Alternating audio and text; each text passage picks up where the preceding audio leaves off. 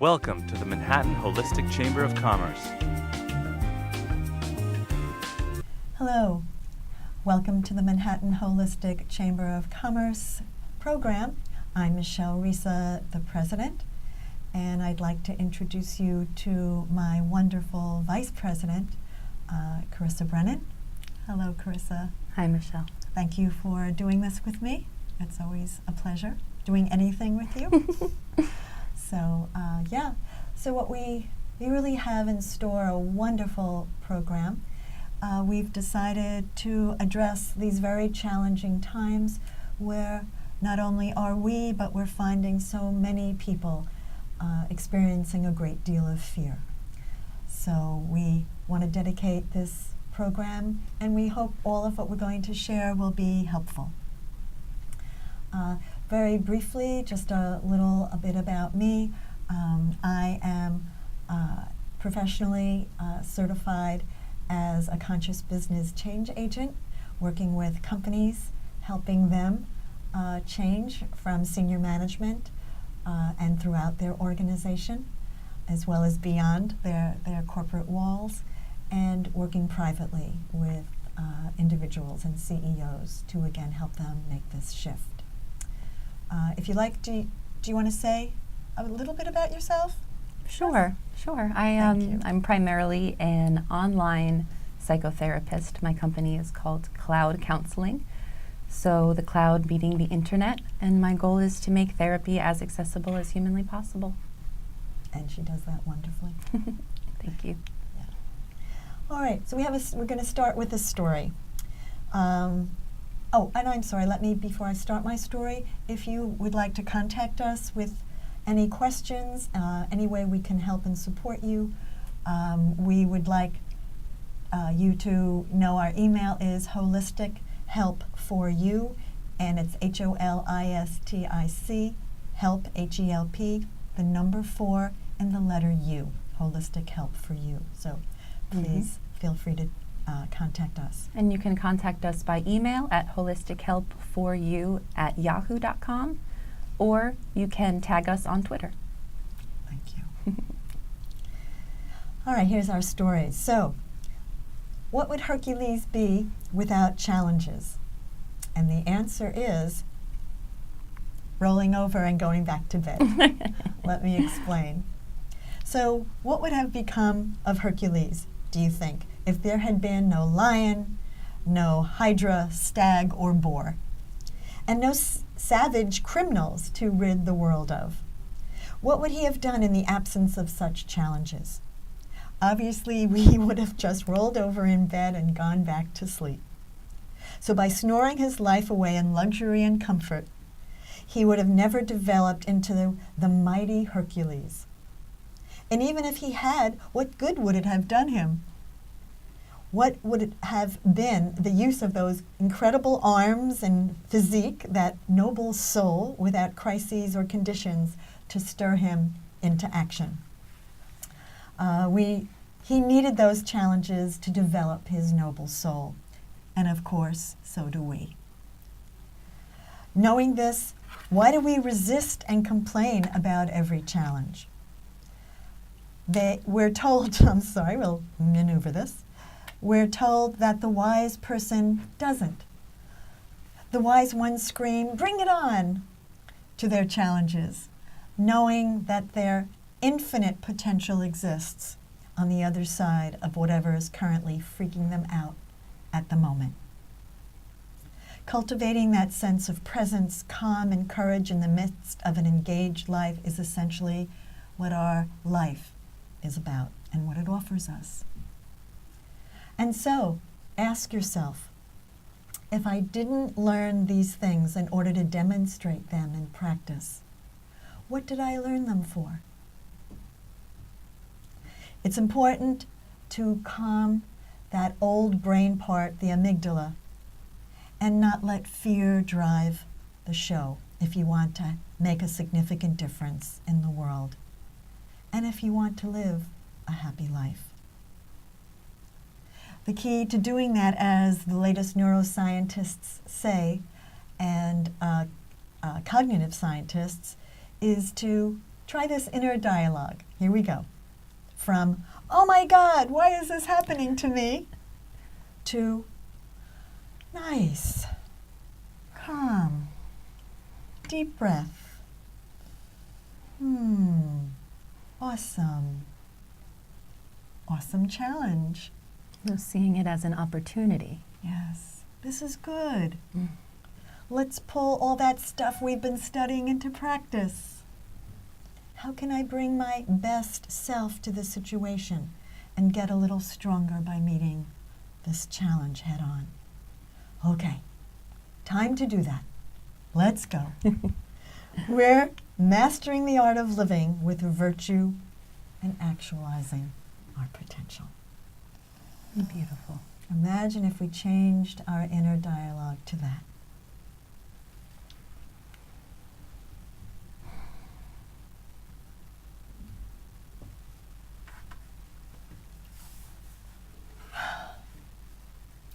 So shall we have them try a few ways to calm? Sure. All right.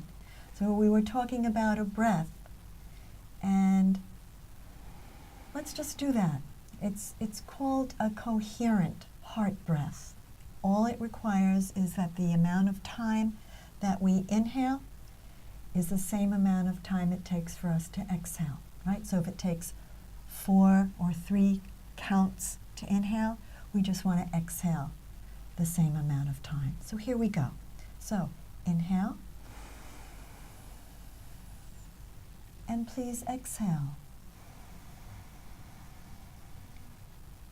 Again, inhale for the count of 4,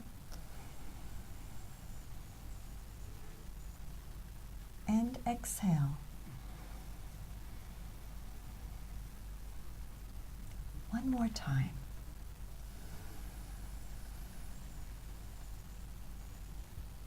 And exhale.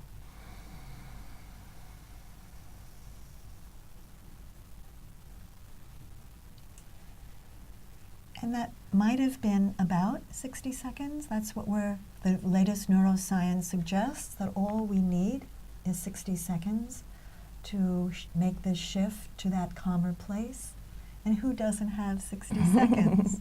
Right. I think sometimes we think we have to sit down for 10 minutes, meditate for a half an hour, and we can really fit it into our daily lives throughout the day. And again, neuroscience says that if we actually stopped every hour or every 2 and just did this for 60 seconds, watching what turns off and turns on in our brain as a result of the research, that calmer place, that old fear shuts down, and the calmer place of our brains click on. Magic.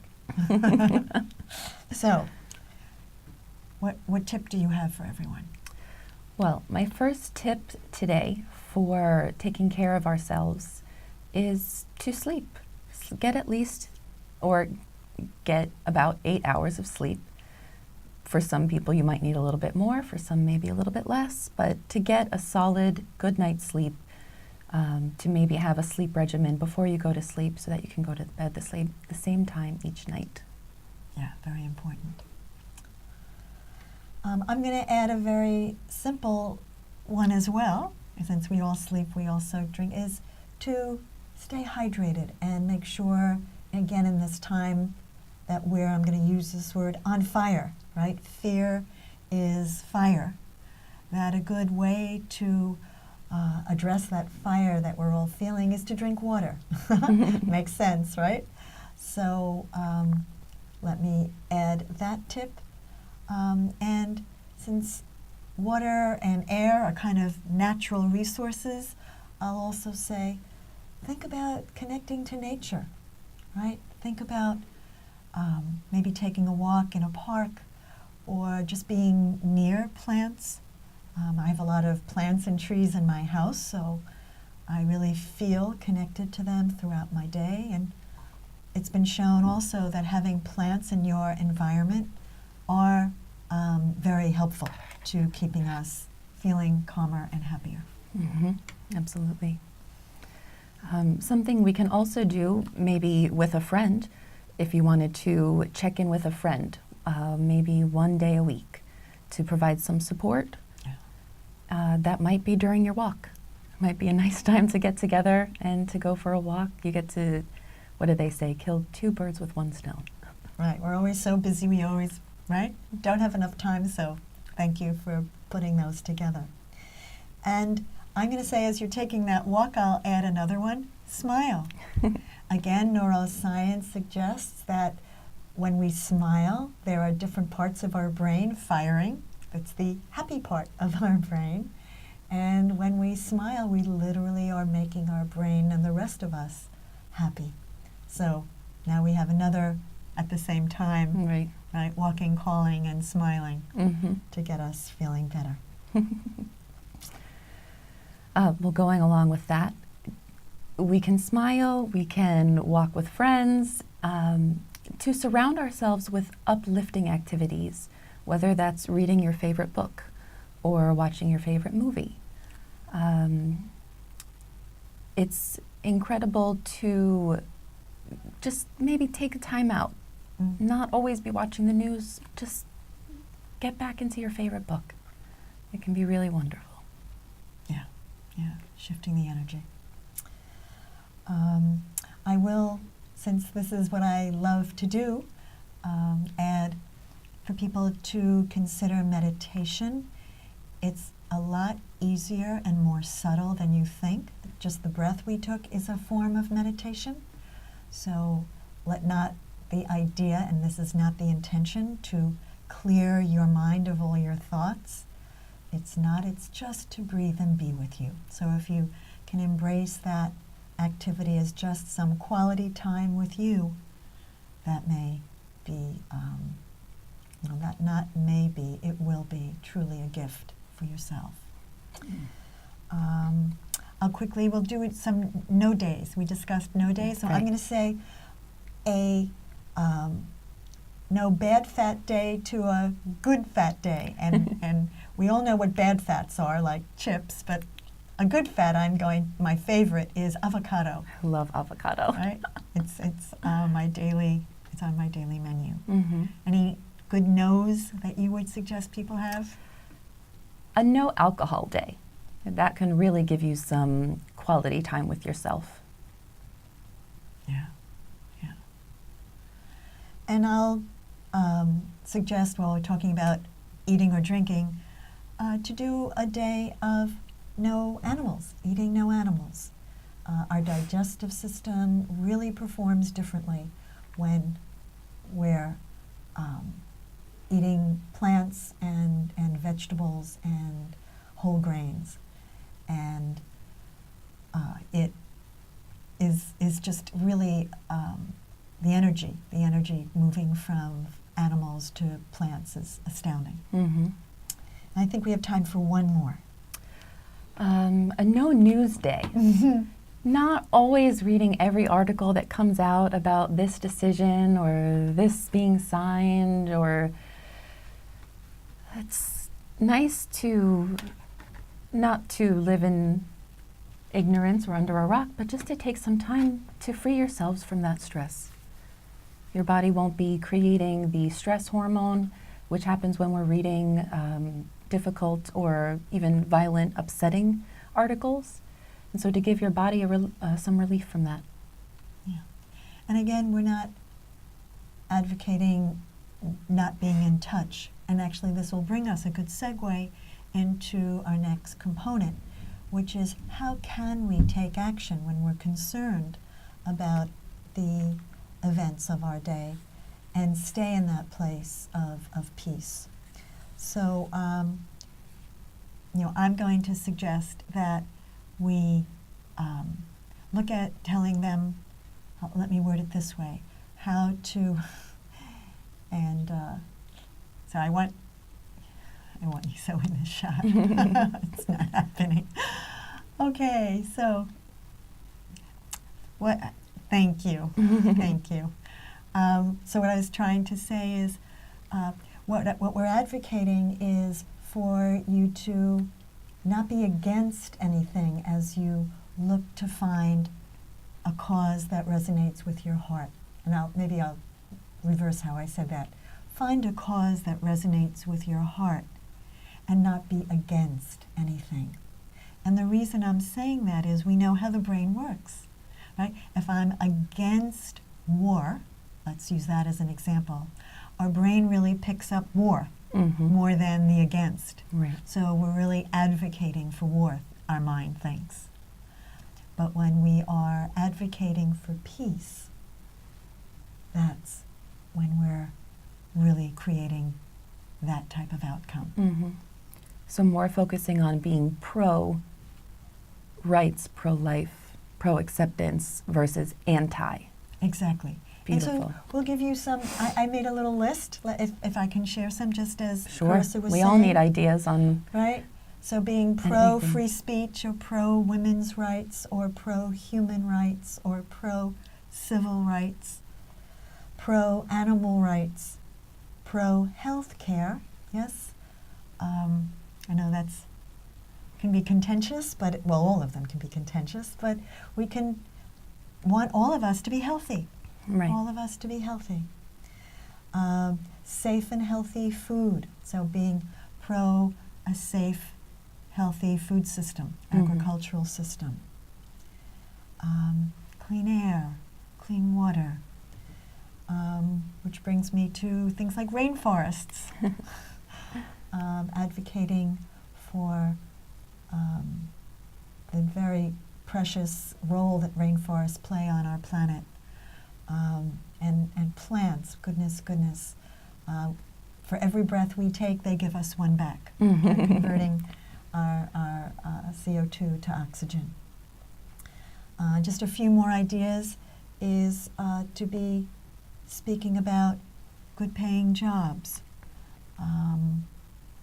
being pro-refugees, pro-immigrants. The last two that I have in mind is to be, for prison reform or our justice reform, right?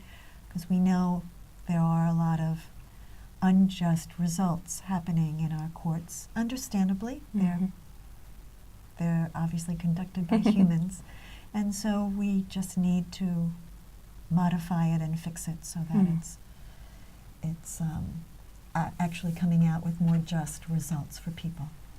And that actually is one of the tips that I had thought of earlier today, which is we can write letters to political prisoners to support them, or to people who have maybe been arrested while they were advocating. And so it's a really nice way to show support. It's something that you can do tangibly today, or if you choose to get together with a friend once a week, you can do it together. And I just really need to speak about that, and I know you know this about me, but I still support Amnesty International, and many years ago I was part of a writing campaign. That's what we did when political prisoners were imprisoned unjustly for poetry or any type of free speech against any government, and they were imprisoned. We would be tasked with writing letters to these prisoners, to the prison, and saying to them, the world is watching, and we know that person is unjustly imprisoned. And we'd send hundreds or thousands. And I'll end the story, as you know, that I did it for a man who was at that time living in Czechoslovakia, the former Czechoslovakia, and he was a poet. His name was Václav Havel, and we sent thousands of letters as a result of him being in prison for his poetry. And he was then released because of our writing letters. I'll have you guys know that I do not know this story. Oh, I'm sorry. This okay. is amazing. And he was released. And then when I was in Czechoslovakia, the former Czechoslovakia, just as the wall came down in Germany, so that was 1989, he was running for president. So let us not doubt for a moment that just writing letters and shining a light on an injustice doesn't make a huge difference. So, right, from being in prison to then, I literally landed in Czechoslovakia I wasn't landing. I took a train there, but I wasn't planning to actually go there. And I said, "Who's running?" And they said, "Vaclav Havel." And I went, "You're kidding! I know him." And they were like, "How do you know this man?" I was like, "I wrote letters for him when he was in prison." So yeah, we're powerful. We're really, really powerful beyond belief, right? Writing letters, it's wonderful. Okay, so I thought maybe we can give them some other ways other than writing letters, ways to take a stand. I certainly know throughout many years, right, we know marching peacefully, right, is very, very powerful. That's how civil rights got to where we now enjoy more civil rights than we did previously. We still have a ways to go, but we did make strides. And I believe Take Action NYC is a resource where we can access marches in case you don't know where they are or you're not sure who to speak to participate. That's one resource. Thank you. And let me say, I have a long, long list of sites, all the issues that I offered before. If any of you are interested in, you can Google it yourself, but if you'd like to know organizations that have millions of people, please email us. Email us, and we'll be happy to give you the URL to some incredible organizations that are making a huge difference. And I sign about a dozen petitions a day, and on all those that I just mentioned, and we're getting. I mean, we don't hear about the results all the time, but we do make strides, right? It doesn't necessarily land on the front of the New York Times, but it's doing that. So, believe it or not, where we need to summarize. Let's see. So, a call to action. What would you like to ask everyone to do? To take some time today and think of something you can do for yourself. We spoke about taking a walk, connecting with nature, maybe having a no plants day where you're not eating any animals, no animals day. Doing something for yourself, to take care of yourself, to be pro rather than anti. And, I would add that you actually write it down, right? Make a commitment. There's something very powerful about making that commitment on paper and saying, okay, here's what I will do today and yes, I'm saying reduce your fear and your anxiety, and I don't want you to focus on that, but I'm saying do something that really supports you in any of the ways we suggested, that really shuts off those parts of your brain that are really concerned, and understandably, to being in a place where you can act with greater impact, actually, with greater impact. And I'll ask everybody to do that as well. In addition to writing down what you'll do for yourself to reach that calmer place, please identify a cause that does touch your heart and write that down and reach out to those organizations and see how you want to get involved with people who share that passion and concern.